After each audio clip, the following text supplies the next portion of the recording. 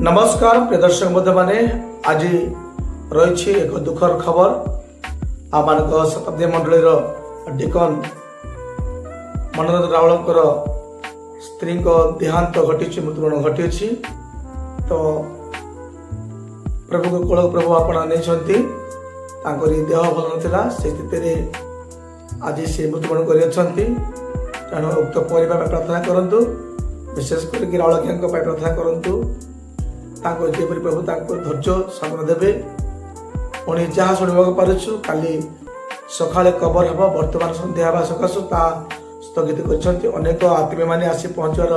हुए तो किसी विलम्ब हो पाए एपाई सबू चिंता लक्ष्य करी ये आम जना करुचु दया बही उक्त प्रदा मंडल रावल डिकन स्त्री मृत्युवरण घटी अच्छी